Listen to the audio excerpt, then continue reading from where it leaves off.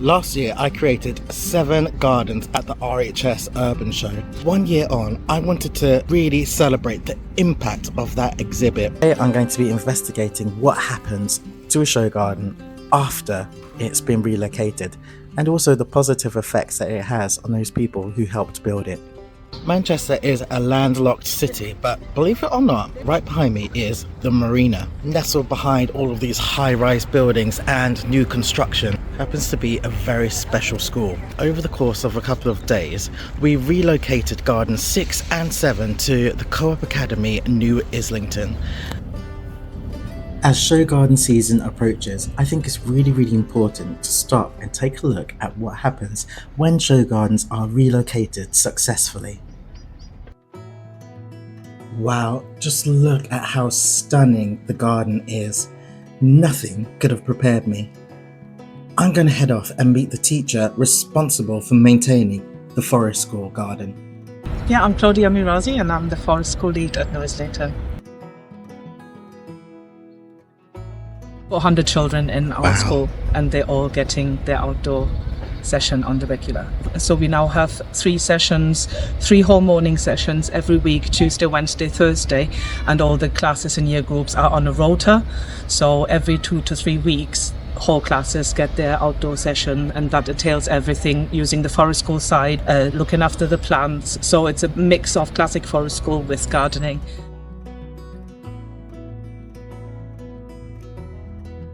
It's looking beautiful, like all the trees that came with it, they're in beautiful blossom, as you can see. And the children have been loving it. The children who've planted the trees, they've been watering them with lots of passion, and they're very excited about seeing first cherries this year. And the garden in general, all the planters, the children have been really happy to see such new varieties in their outdoor space, and they've chosen their vocabulary as well, how much they've learned about the life cycle of plants as well. I now get questions like, Miss, is this flower in seeding stage or is it still flowering? And children recognizing the difference between plants in bloom and then seeding stage, which is great to see.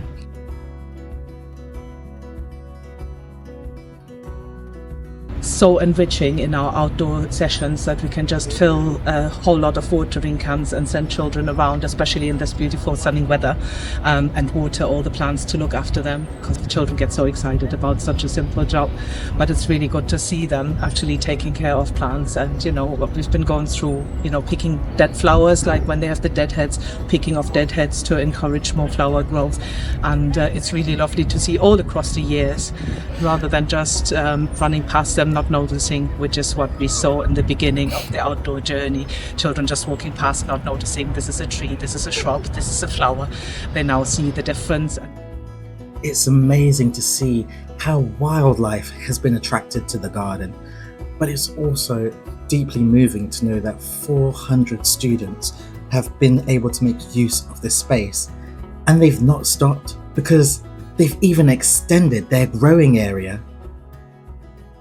Yes, we've grown. We're now growing vegetables on the roof as well, inspired by Jason's balcony gardening. And so I keep referring to it as the cloud space. And it's expanded really because in February and March we've been sowing inside classrooms, starting off in propagator trays, and it's now the whole school on board of planting and designing the vegetable garden. And the children have been getting stuck in, and their teachers as well. We even have teachers growing stuff at home, bringing it in to add to the vegetable garden. And they're so proud when they come up to the roof to see all the vegetables they've been sowing earlier on, and how they're thriving and getting on in the beautiful sun space on the roof.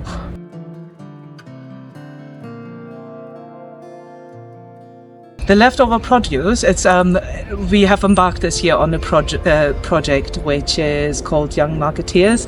So a lot of the stuff that we are growing together with the children will be taking it to Market Street in Manchester to sell the produce. Anything that's excess, we are expanding on the Young Marketeers idea and have some after-school sales to parents and the community for affordable prices, to make sure all families get to eat at affordable prices, and fresh local produce is better than anything you can buy in a shop.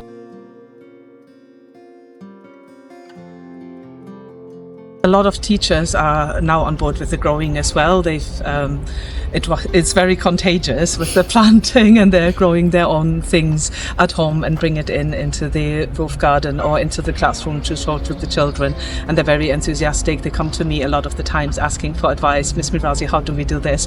What is the best to do about that? So most of our conversations with staff, or my conversations with staff, are around growing and gardening, which makes me very happy, and the staff likewise. This is editor Jason right now, and I'm just watching this piece back, and I think sometimes I forget that there's purpose to the work that I'm doing, and so to see the school and know all these children are being positively impacted by my work is really, really nice. It's really nice. A massive thank you to Claudia, her students at Academdy New Islington, and all of the volunteers from Cloudscape who have made this possible. A special shout out goes to Andy and Liz from Plant Manchester, and I'm going to go and take a look and see some of the work that they are doing in the city centre.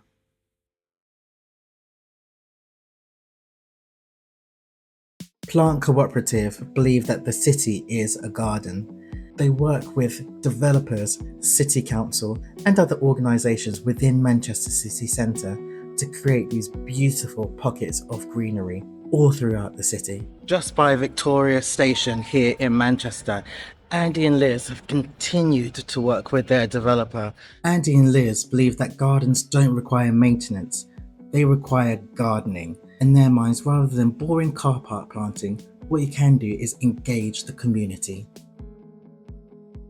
Right here in the city centre, they've managed to create an urban paradise. What makes Sadler's Yard so impressive is the fact that it's not just Andy and Liz out there gardening. They host regular sessions with the community to garden these areas, and they even host workshops as well as employing gardeners and volunteers to maintain this space. They are living proof that if we make these green spaces, people will want to come and connect to nature. They really are inspirational. It was a real honour to have Andy and Liz and their team volunteer to help at the RHS Urban Show.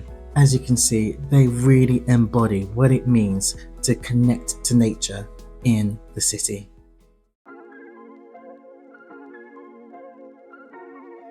I designed 4 of the 7 gardens with students from Manchester Metropolitan University. None of them had any horticultural experience whatsoever, but I've been keeping up to date with some of their projects and activities. Today I'm at Hume Garden Centre, and inside this community garden centre is a very special garden. Hume Community Garden Centre is a unique community-led project established 20 years ago and underpinned by organic principles promoting sustainability through best horticultural practice and a respect for the environment. Their mission is to bring communities together through gardening. And right in the centre of the community garden, you'll find this garden.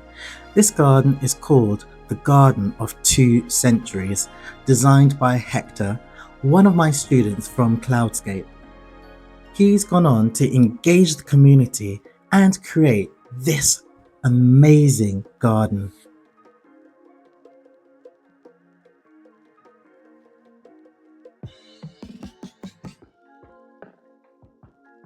The goal of Hector's garden here is to combine the old with the new.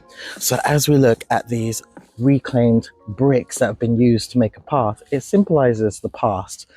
And then if you take a closer look, you'll see that he's got these really interesting planters that have got such a great texture and feel to them. And these planters, the seats, they are all made from concrete, but a sustainable concrete. And not just that, Hector created these planters and the seating areas from 3D printing using a sustainable concrete mix. So you've got that old from the brickwork juxtaposed with the new from the 3D printing. In fact, all over the garden, you'll find lots of reclaimed materials used to create structures here in the garden.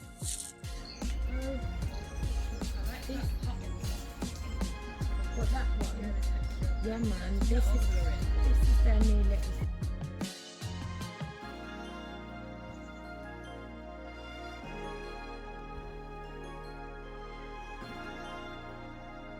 When you take into consideration that prior to Cloudscape, Hector had zero horticultural knowledge, to have then gone on to create something like this for the community is remarkable. And it just goes to show, if we can connect young people to nature, then maybe our future might be a little bit greener. Over 70 volunteers helped me to create this exhibit. I'm incredibly proud of everything we achieved at the show, but most importantly, everything that the garden has gone on to do since its relocation. It's inspired me to continue making sure that I'm at the front lines, helping people in the city to connect to nature.